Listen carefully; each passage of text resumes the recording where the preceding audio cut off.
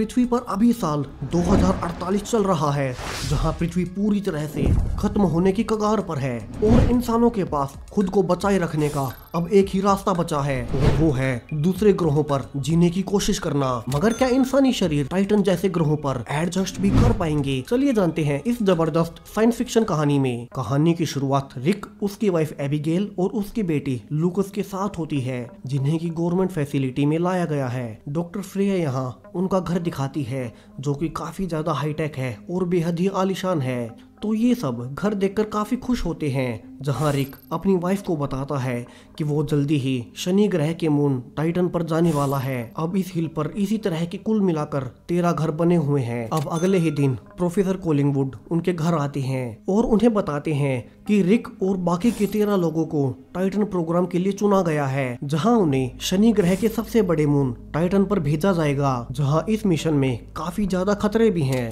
अब अगले ही दिन बेस पर कोलिंगवुड इस मिशन के लिए चुने गए सभी 14 लोगों को समझाते हैं कि कैसे 2048 आते आते पृथ्वी के सारे नेचुरल रिसोर्सेज अब खत्म होने की कगार पर हैं। विभिन्न देश सिर्फ खाने के लिए एक दूसरे से लड़ रहे हैं। यहाँ से आने वाले 15 सालों में पृथ्वी की आधी आबादी भूख से मर चुकी होगी, मगर अब इंसानों के पास सिर्फ एक ही आखिरी उम्मीद बची है, जिससे वे इंसानी सभ्यता को हमेशा के लिए विलुप्त होने से बचा सकते हैं। और इसके लिए इंसानों को जल्दी ही किसी और ग्रह पर जाना होगा। मगर इस गैलेक्सी में ज्यादातर ग्रहों के पास अपना वातावरण ही नहीं है, सिर्फ टाइटन को छोड़कर।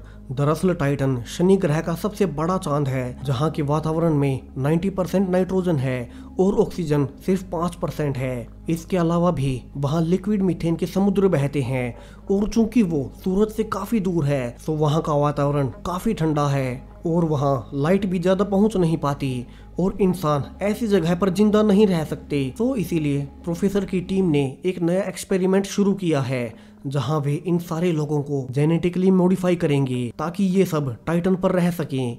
यहाँ इन सबको इनकी फिजिकल क्षमताओं के आधार पर चुना गया है। जैसे कि रिक एक बार पूरे 3 दिन तक रेगिस्तान में बिना कुछ खाए पिए जिंदा रहा था, तो ऐसे ही इन सब की बॉडी ये एक्सपेरिमेंट सहने के लिए बाकी लोगों से ज्यादा काबिल है। अब इन कैंडिडेट्स में से एक सवाल भी पूछता है कि क्या हो अगर उनकी बॉडी इन चेंजेस को एक्सेप्ट कर ही ना पाए, जिस पर प्रोफेसर कहते हैं कि उन्हें इतना रिस्क तो लेना ही होगा और वे उन्हें ह्यूमन से कहीं ज्यादा सुपर ह्यूमन बनाना चाहते हैं, जो कि दूसरे प्लेनेट्स पर भी जिंदा रह पाए और ह्यूमन रेस को बचाने का ये आखिरी रास्ता है। अब यहाँ से सब कैंडिडेट्स को लैब में लाया जाता है और उन्हें पहला इंजेक्शन दे दिया जाता है और बताया भी जाता है कि आने वाले कुछ हफ्तों में ऐसे ही 300 से ज्यादा इंजेक्शंस इन्हें दिए जाएंगे, जिनसे धीरे धीरे इन्हें जिंदा रहने के लिए ऑक्सीजन की ज्यादा जरूरत नहीं रह जाएगी, क्योंकि टाइटन पर नाइट्रोजन ही सबसे ज्यादा है। अब रात को रिक के घर पर बाकी के 13 कैंडिडेट्स की फैमिली उसके घर इकट्ठा होती है, जिनमें से कई चिंतित भी थे कि क्या हो उनकी बॉडी ये चेंजेस कभी एक्सेप्ट ही ना कर पाए। अब खाने के बाद सब लोग चले जाते हैं और रात को रिक को अचानक से चक्कर आने लगते हैं और बहुत ज्यादा गर्मी भी लगने लगती है, जो कि फर्स्ट इंजेक्शन का असर था, क्योंकि इन्हें टाइटन पर बहुत ही ठंडी जगह पर रहना था। अब अगले ही दिन प्रोफेसर सबको बिना ऑक्सीजन के अंडर वाटर रहने को कहते हैं, जिनमें से लास्ट में रिक और एक और लड़की टैली ही बचते हैं, जहां टैली भी उसका ऑक्सीजन लेवल गिरने के बाद 39 मिनट के बाद बाहर आ जाती है। मगर रिक का ऑक्सीजन लेवल 0% होने के बावजूद उसे कोई फर्क नहीं पड़ता, जिसे देखकर सारी ही टीम काफी खुश होती है, यानी कि उनका एक्सपेरिमेंट काम कर रहा है। अब उसी रात जब रिक अपनी वाइफ के साथ पूल में था, तभी एबिगेल को उसकी बॉडी पर अजीब सी लाइंस दिखाई देती हैं, जिन्हें देखकर वो डर जाती है। रिक की बॉडी यहाँ से बदलना शुरू हो चुकी है। अब अगले कुछ दिनों तक रिक की बॉडी पर ऑपरेशन होते हैं, जहां एबिगेल, जो कि खुद एक डॉक्टर है, एक्सपेरिमेंट्स के स्टेप चेक करती है। अब एक रात एबिगेल को रिक अपने बेड पर नहीं मिलता। जब वो उठती है तो देखती है कि रिक किचन में है और बर्फ से खुद को सेक रहा है, यानी कि उसे नॉर्मल वेदर में भी काफी गर्मी लग रही है, क्योंकि धीरे धीरे उसकी बॉडी ठंडे वातावरण के लिए खुद को तैयार कर रही है। अब अगले ही दिन डॉक्टर सभी 14 लोगों का टेस्ट लेते हैं और एक पूल को सील करके उसमें कुछ मात्रा में लिक्विड मीथेन छोड़ दी जाती है और उसमें सब लोगों को तैरने के लिए कहा जाता है और बाद में नाइट्रोजन गैस के मास्क पहनाकर पहाड़ों पर सबको रनिंग करवाई जाती है। अब इन सब के बाद वे सब शॉवर में थे। तभी रिक नोटिस करता है कि उसके बाल अब खुद से ज्यादा झड़ रहे हैं और यहाँ ऐसा कई और लोगों के साथ भी हो रहा था। तभी वहाँ एक लड़की खून की उल्टियाँ करने लगती है और वहीं मर जाती है। अब ये सब देखकर सारे ही लोग काफी डर जाते हैं, यानी कि इंसानी शरीर इतनी आसानी से इतने बड़े बदलावों को एक साथ स्वीकार नहीं कर पा रहे हैं और नर्वस सिस्टम बंद पड़ने से वे मर रहे हैं। अब रात को सब लोग अपनी फैमिलीज के साथ रिक के घर पर इकट्ठा होते हैं, जहां एबिगेल नोटिस भी करती है कि सब लोगों की बॉडी अब अजीब तरह से रिएक्ट कर रही है। यहाँ एक कैंडिडेट इन सब से काफी ज्यादा डरा हुआ था, सो उसकी वाइफ उसे शांत करने लगती है, मगर तभी वो आउट ऑफ कंट्रोल हो जाता है और अपनी वाइफ को गिराकर टेबल को भी फेंक देता है। बाकी के लोग जल्दी से भागकर उसे शांत करते हैं। यहाँ ऐसा लग रहा था मानो उसकी बॉडी जानवर में बदल रही हो। अब अगले ही दिन से रिक को भी काफी ज्यादा उल्टियाँ होना शुरू होती हैं और इसी के बीच एबिगेल उसका ब्लड सैंपल अपने पास रख लेती है। वहीं रात को जब रिक पूल में बैठा था तभी वो पाता है कि धीरे धीरे उसकी स्किन उतरना शुरू हो गई है, जैसे उसकी बॉडी शेप बदल रही हो। और रात को सोते वक्त एबिगेल भी ये नोटिस करती है। इसके अलावा रात को एबिगेल को पता चलता है कि उनके घर में हर जगह कैमरास लगाए गए हैं जिनसे कि उन पर नजर रखी जा रही है, यानी कि ये एक्सपेरिमेंट उतने क्लियर भी नहीं है जैसा कि उनको बताया गया है और गवर्नमेंट जरूर उनसे बहुत कुछ छिपा रही है। अब अगले ही दिन एबिगेल रिक के ब्लड सैंपल को स्कैन करती है तो पाती है कि ये पहले से अलग है और अब इसमें कुछ और भी है जो कि जिंदा महसूस होता है। और इन सब के बारे में उस एक्सपेरिमेंट वाली बुक में कुछ भी नहीं लिखा गया था। यहाँ से तो एक्सपेरिमेंट को लेकर एबिगेल का शक और ज्यादा बढ़ने लगा था। वहीं दूसरी तरफ लैब में अब रिक की आंखों का ऑपरेशन किया जाता है ताकि वो टाइटन पर कम रोशनी के बावजूद सब कुछ साफ साफ देख सके। अब उसी रात को रिक की आंखों से खून आना शुरू होता है, सो एबिगेल जल्दी से उसे लैब लाती है जहाँ वो प्रोफेसर को रिक के शरीर में हो रहे चेंजेस के बारे में भी बताती है और इसके अलावा कैमरास के बारे में भी पूछती है कि उन पर नजर क्यों रखी जा रही है, जहाँ से प्रोफेसर कहता है कि उसे घर जाना चाहिए, तब तक वे रिक को भी देख लेंगे और वो कल उनके घर आकर उसे सब कुछ सच सच बता देगा।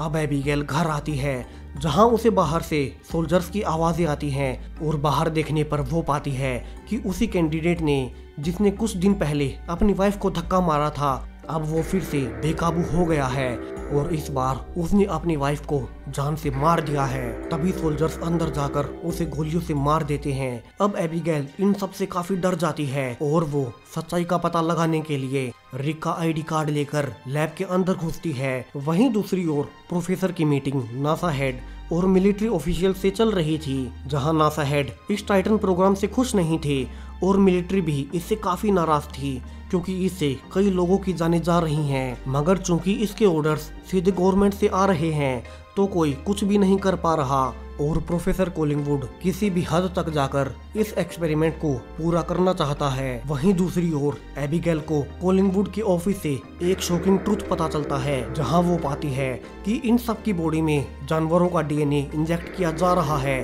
ताकि इन्हें जल्दी से इवॉल्व किया जा सके और वे सब टाइटन के अनुसार खुद को ढाल सके और इसीलिए वो सोल्जर इतना आउट ऑफ कंट्रोल महसूस कर रहा था और इन डीएनए के बारे में किसी को बताया तक नहीं गया है। अब अगले ही दिन प्रोफेसर रिक को उसके घर छोड़ने आता है, जहां वो एबिगेल को कहता है कि कुछ ही देर बाद रिक आसानी से देख पाएगा, मगर जल्दी ही उन्हें रिक की ब्रेन सर्जरी करनी होगी क्योंकि उसका ब्रेन उसके शरीर में हो रहे चेंजेस को एक्सेप्ट नहीं कर पा रहा है। यहाँ एबिगेल गुस्से में प्रोफेसर से कहती है कि वो लोग ये जो एनिमल्स का डीएनए उनके शरीर में इंजेक्ट कर रहे हैं, अगर वो गलती से म्यूटेट हो गया तो क्या गारंटी है कि ये सब सरवाइव भी कर पाएंगे। यहाँ प्रोफेसर कहता है कि इसकी कोई गारंटी नहीं है, मगर अब वे पीछे नहीं हट सकते और अगर उन्होंने अगले 3 दिन के अंदर रिक की ब्रेन सर्जरी नहीं की तो वो मारा जाएगा। अब एबिगेल इन सब से टूट जाती है और सबसे अलग चली जाती है। अब थोड़ी देर बाद रिक पाता है कि वो आसानी से देख पा रहा है और इसके अलावा अंधेरे में भी उसे सब कुछ साफ साफ दिखाई दे रहा है। अब अगले ही दिन सब कैंडिडेट्स की ब्रेन सर्जरी की जाती है, जिनमें एक एक करके बाकी सारे कैंडिडेट्स मारे जाते हैं और आखिर में सिर्फ रिक और टैली ही बचते हैं। अब 2 दिन बाद एबिगेल अपने बेटे लूकस के साथ रिक से मिलने जाती है, मगर वो रिक को देखकर चौंक जाती है क्योंकि वो अब पूरी तरह से बदल चुका था। रिक और टेली अब पूरी तरह से होमो टाइटन्स बन चुके थे। यहाँ प्रोफेसर उन्हें बताते भी हैं कि इनकी देखने और सुनने की क्षमता हमसे काफी ज्यादा बढ़ चुकी है, मगर वे अब हमसे बात नहीं कर सकते क्योंकि इनकी वॉइस फ्रीक्वेंसी इतनी कम हो गई है कि हम इसे सुन ही नहीं सकते। अब इन दोनों को रॉकेट से टाइटन पर भेजा जाएगा, मगर इससे पहले वे अपने घर पर जाकर फैमिली के साथ रह सकते हैं। सो यहाँ से दोनों अपने घर वापस आ जाते हैं। अब यहाँ घर पर आकर रिक से गलती से एबिगेल को धक्का लग जाता है, जिससे वो काफी डर जाती है। अब कुछ देर बाद रिक पूल में होता है, तभी एबिगेल देखती है कि टेली उनके घर की तरफ आ रही है और वो रिक के पास जाती है जहां उसके हाथों पर खून लगा है, यानी कि उसने अपने पति को भी जान से मार दिया है। तभी वहां आर्मी आती है और टेली को बेहोश कर देती है। वे लोग रिक को भी बेहोश करने की कोशिश करते हैं, मगर उससे पहले ही रिक उन सबको मारकर वहां से भाग जाता है। लेकिन एबिगेल किसी तरह से उसे शांत करती है, जिसके बाद उसे लैब में लाया जाता है।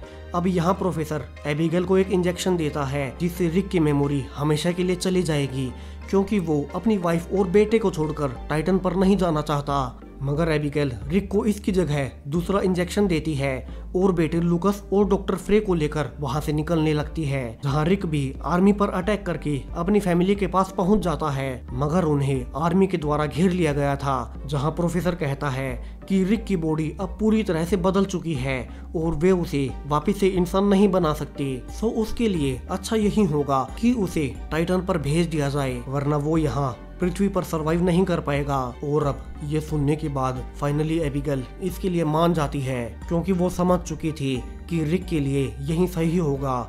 यहाँ से रिक को टाइटन पर भेज दिया जाता है और अब इस घटना को 3 महीने हो चुके हैं, जहाँ प्रोफेसर को इतने सारे लोगों की जान लेने के लिए अरेस्ट कर लिया गया था। जहाँ एबिगेल और डॉक्टर फ्रे अब इसी टाइटन 2 फैसिलिटी की हेड हैं। वहीं दूसरी ओर रिक अब टाइटन पर है, जहाँ वो एक चट्टान पर खड़ा है और अब उसने खुद को वातावरण के हिसाब से पूरी तरह से बदल लिया है। जहाँ रिक अपने हाथ फैलाता है और उड़ जाता है, और इसी के साथ ये कहानी यहीं खत्म हो जाती है। सो वीडियो कैसा लगा कमेंट्स में जरूर बताएं। Thank you.